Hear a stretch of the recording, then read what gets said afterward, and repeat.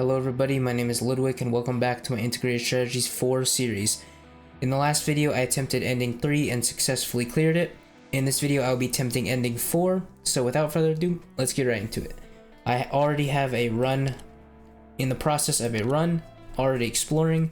I started on Braving Nature 5 and I'm already at Dust of Eternity, which is the special area where the ending 4 boss is. So my life points right now are 6 out of 10. I had a emergency operation previously. I had previously 10 points and I had 10 objective shield, but I had a very unfortunate emergency operation which had the unfortunate effect of having a chest that reflected damage back at me. And then in the middle was also artillery drones which constantly harassed my operators. To try to deal with the drones, I put operator like Wizardell down to destroy them, but then she was instantly defeated because she did enough burst damage to instantly retreat herself because of the chest that was there. So that was a huge pain, and that is why my life points are so low. I had so many, but now I can't leak as many as I would have liked. Command level is 8. I'm on level, I have 5 anti-interference index, and I have collapse value decently low. Not my favorite, but it's okay. I have 1 hope, 40 originium ingots, started with special training squad, and here is my collectibles.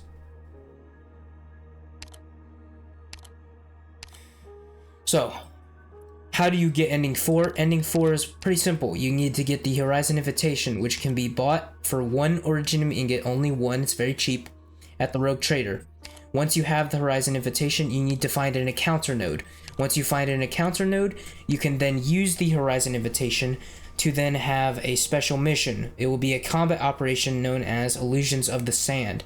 Once you complete that combat operation, you will get Dimensional Fluid. The Dimensional Fluid will then, after floor 5, it will take you to a special floor, which is Dust of Eternity, which I'm at currently. So, basically, you need to, and then as long as you get Dimensional Fluid from completing the Illusions of the Sand, you will now be doing ending 4 of the ending 4 boss. A little bit of notes. You can do the Horizon Invitation encounter anytime as long as you do it before 5F, basically, or somewhere in between that location. As long as before you do the floor 5 boss, you need to have at least the Dimensional Fluid, or else at the end you will just basically end your run. So that is all basically, but one thing to note, Illusions of the Sand is not exactly difficult, but it can be a little more challenging early on if you have, just because you don't have people leveled up. So just be wary of that, and just feel free to do it even later when you have a little bit more roster. Besides that, I will showcase it very shortly. Actually, be on the lookout for ending 4. You have 3 requirements before you even get to the boss. They are in the prophecy node. So you need to think about this before you even get here. You need to have at least 3 anti-interference index. Basically, if you do not have certain items or certain items, i.e. ingots, hope, anti-interference index, or collectibles, you will have to take a negative collectible. This negative collectible will really impact you, and you definitely do not want to take it, basically. Other than that, the effects are as follows. You have to have at least 3 anti-interference index. You have to have 50 originium ingots, or you have to have the Tree Scar Helm this is required for ending 2, which is located at a Lost and Found node. You can get the unusual phototals, which Scar and Void, and combine them to get the Tree Scar, to get a prophecy, and then get the Tree Scar Helm. Or 50 originium ingots. After that, there is the last one. You have to have 20 hope, which is used to recruit operators and level them up. Or you will need the Boundless Gift, which is acquired by going, first you have to get the Root Weave Net, which is acquired by going to a scout node and getting the Root Weave Net, which will then make it on the next floor. The floor after you obtain the Root Weave Net, you will then have at the bottom level, at the bottom, oh, it will always show up at the bottom nodes. You will have an emergency operation and a prophecy, and as long as if you go down the bottom way, you will be able to obtain the boundless gift. And that is about it, really. So when you're starting a run, you might want to you just pretend like you're going to do ending 2 and 3, and that will help you a lot by the end. And as long as you keep 3 anti-interference index. There is one very rare collectible you can obtain known as Amaz Affection. If you get this collectible, you will not have to you can replace one of the 3 items. So you can use Amaz Affection, which is a collectible, it does not allow you to do multiple, but you can do one of 3 different requirements instead of taking the negative collectible if you have that collectible on your in your inventory. So now I'm going to the Rogue Trader. I put the survey here to lower the collapsible level, hopefully, and these are some items, so let's go to proceed. What do we got here? Supporter. Right now my operators are looking like this. I got a temporary recruitment of Hoshiguma. I actually have Hoshiguma leveled up, but I do not have her mastered, so it's pretty nice actually to have a temporary recruitment that is max leveled and all that. So, well, completely. Mine's max leveled but doesn't have any masteries. What do we got? Supporter and specialist. I do have specialist. And I don't really, my supporter is already Suzerain. So, specialist. Texas altar. Gain ingots. Let's grab this, I suppose. Hope. I mean, it's not horrible, I suppose.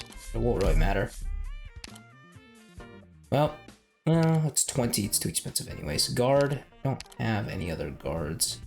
I would have liked the defender one. The shield is actually very good. And I think that's about it. Yeah, this is very good as well, though. Max life points and hope. So we just have to, I'm gonna have to be very careful, and then we should be able to leave, and this should, well, the Phototal, I guess, should have lowered it a little bit. Okay, so the biggest plan is we're gonna select the Concord, or actually it doesn't really matter either way.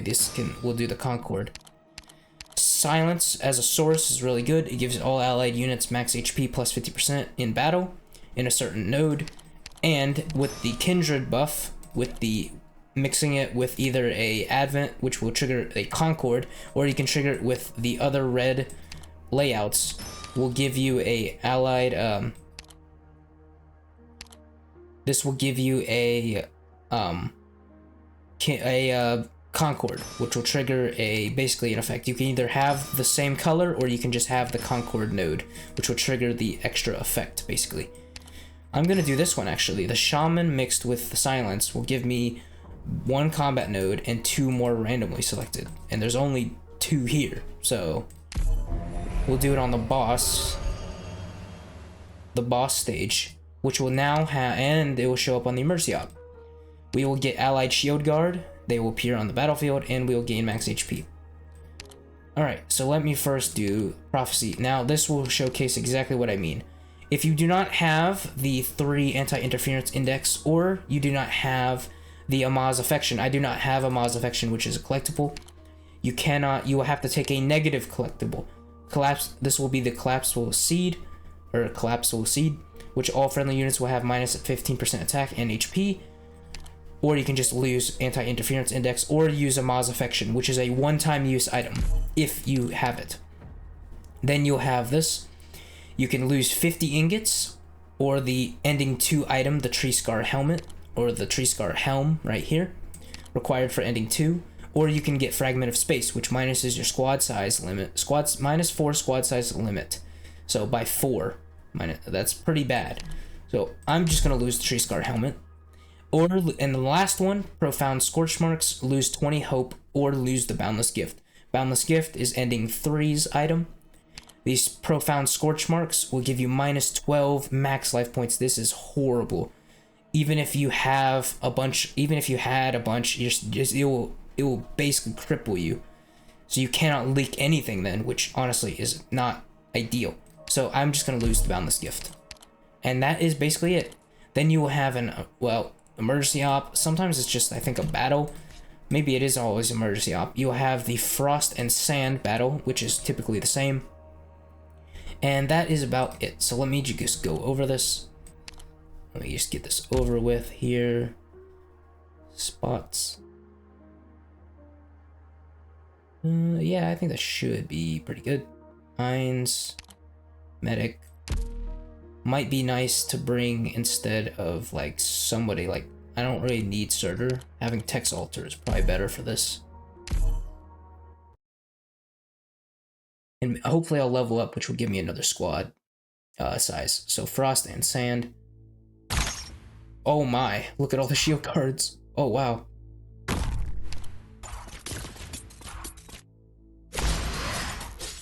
Okay, shield guards are kind of MVP, which is, I guess, not that surprising, but still.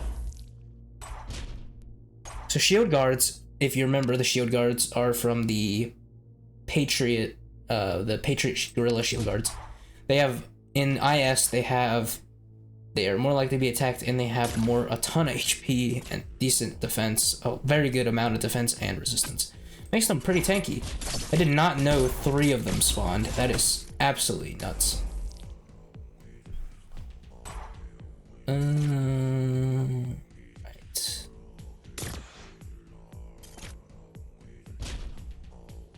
We'll do it like this.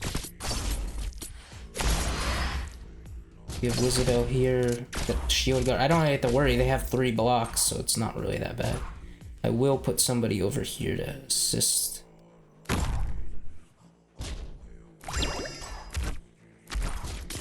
And yeah, that's about it, really. Then you have these guys, which are a big pain. These guys here.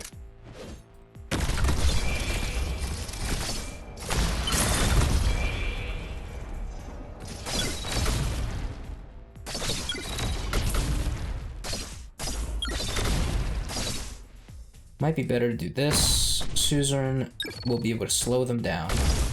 Should be good.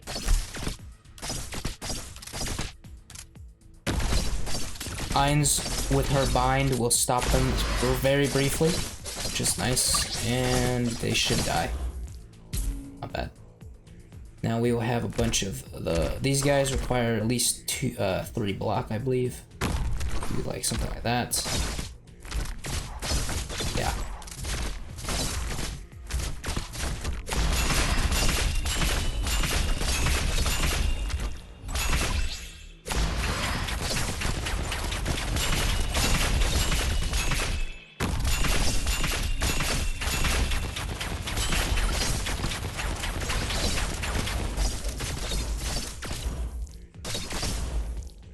Yeah, the shield guards are really actually MVP, which is nice. It is probably one of my favorite effects. It gives all operators 50% max HP. Moinar has 8,575 HP. That's insane, actually. Which just makes them more tanky, and it will spawn shield guards everywhere, which is just nice to have in general.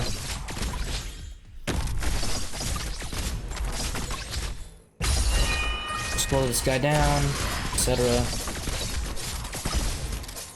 Do this.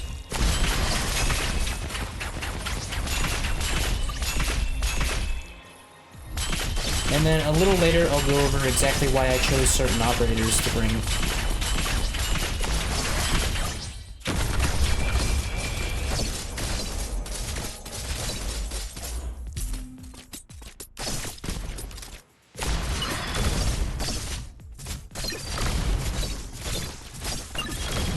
That is about it.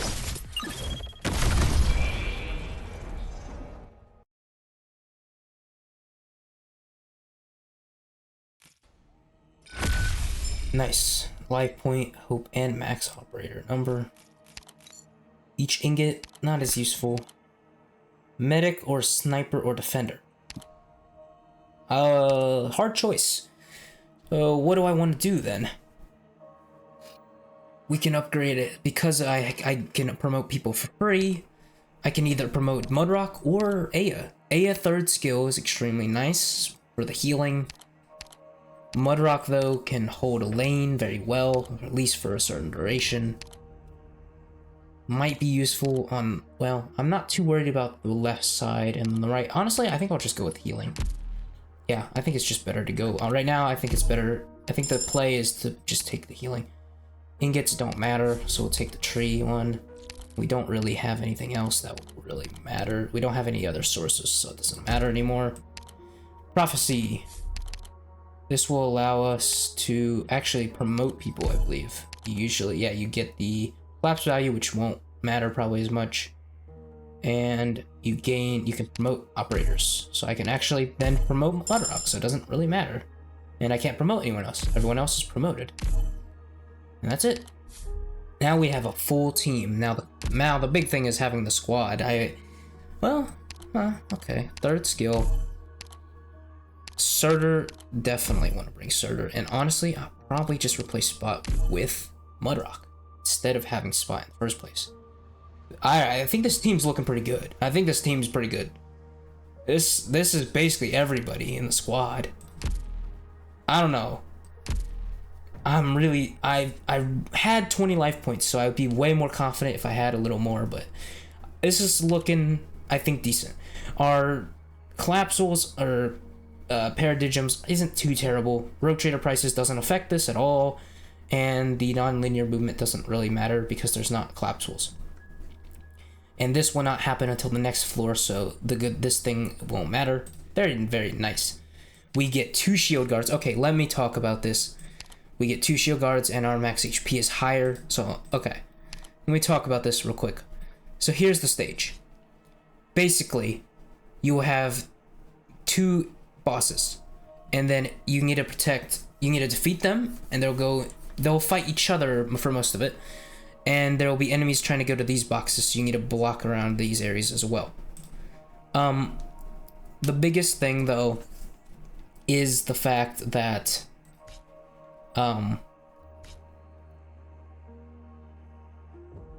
basically how this works. These 2 bosses are from the Kagan and the Overlord. These are from basically Terran history, so in Arknights, basically. So these are 2 kings, basically, that decided to fight each other, basically. And then eventually they went and fought a bunch of Eldritch Horrors, basically. But as an actual in gameplay mechanics, they basically boil down to this. They will mainly prioritize each other. They will fight each other for most of it, but they will also do an AoE attack when they attack each other, which can damage your units when you place them down, so be careful about that. Second, they each have different, basically, resistances. The Kagan, the red guy, has high defense but low resistance. Well, I say low, it's still A, but SS is a lot higher. And the Overlord has high resistance but low defense. Lower defense. So that means on the right side, so the gold guys on the right and the red guys on the left. And they're gonna basically be fighting each other and moving in between these. Eventually, they will go to these and then just walk into the objective point. So you want to avoid that. Basically, they will fight each other for most of it.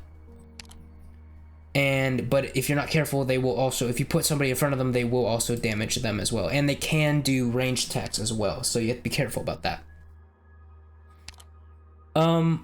So in general, you basically just need to have different damage types. You need to have something that does high physical damage and something that does high arts damage, which is specifically why I brought Ceobe.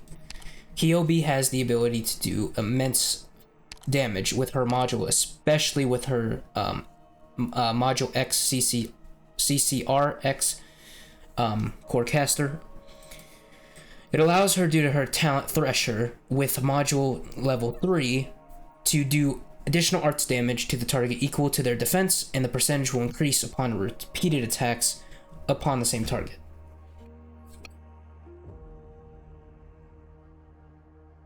This will allow Ceobe to do immense arts damage to enemies like Kagan, who don't have as much resistance. But he has immense defense, so she's going to be doing a ton of damage just because of his defense being so high in the first place. Due to her Thresher talent with her module. She has the Thresher talent without module, but module makes it even better. And that is kind of the play. The play, really, my plan is basically this.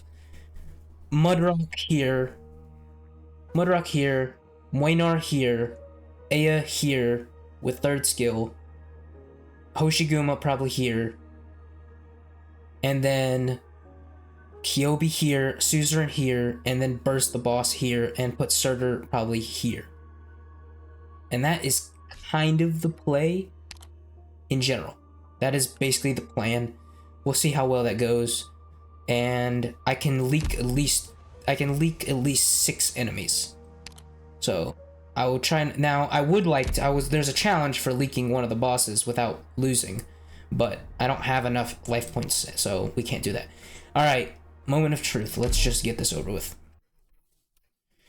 I lost a run just before this, so I'm a little tired. So you'll have the 2 shield guards, which are nice to have.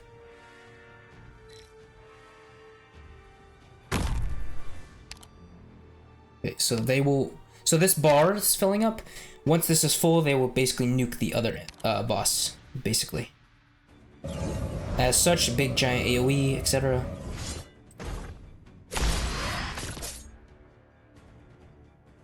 Okay.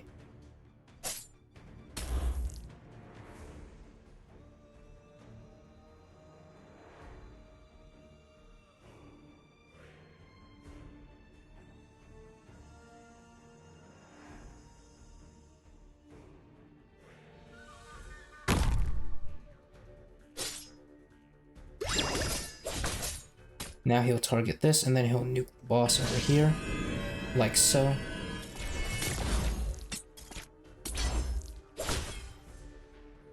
I'm playing this slowly. I do not want to risk anything. Hoshiguma to block the boss here. Nuke will hurt, definitely. That's not great. Okay, but they have shields, so they should be okay for that, at least the beginning.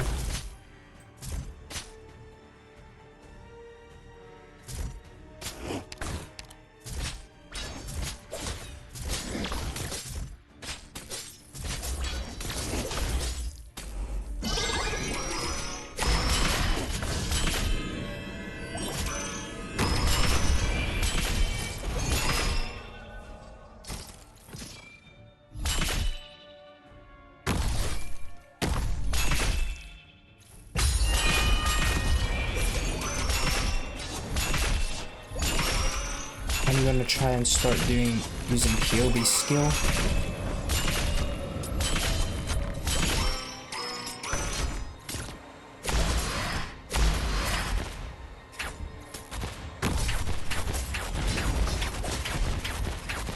And see, he's getting bursted. And he should be dead. Now, okay, with him dead, this boss is now increased in effectiveness. Hold on.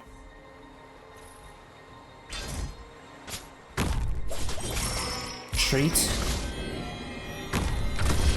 Nuke for a second here.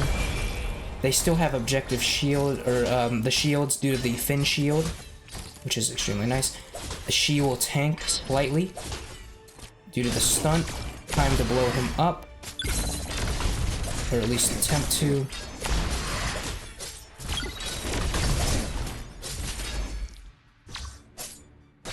See if I can maybe take some aggro off Moinar so he will dash through, which is normal. Now we will keep Suzerain here for now. Wizardel will keep doing damage, but I need to have somebody like Moinar start doing more damage. Okay, stunned. It's a shame. Moinar is out. It's okay.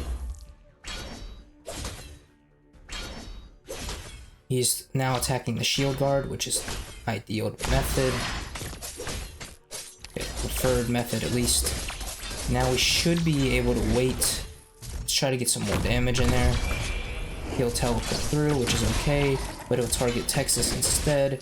Surtur, I know it's arts damage, but any damage is good right now at the moment. It doesn't really matter, even if he has high res.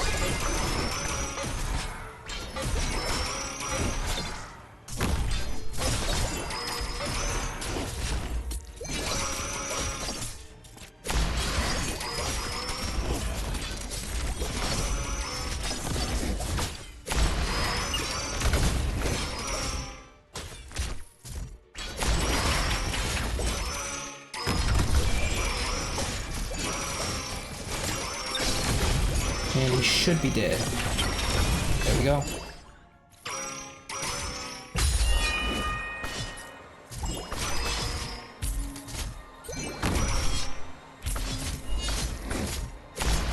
Alright, and that's it. That's basically the stage. Alright. I did it. And that's basically kind of what you do. And that's about it. All right. I can't believe I did it. Yeah. Now I have to do that on Braving Nature 15. That's gonna be really, really fun. I'm gonna have a ton of fun doing that. But that's kind of the gist of it. It's like 1 in the morning, so I'm I apologize if I'm not super talkative here. Alright, I'm gonna collect some rewards, and yeah, that's about it. Now I can do 6. And so I thank you all for watching, and I'll see you all in the next video. Have a good night.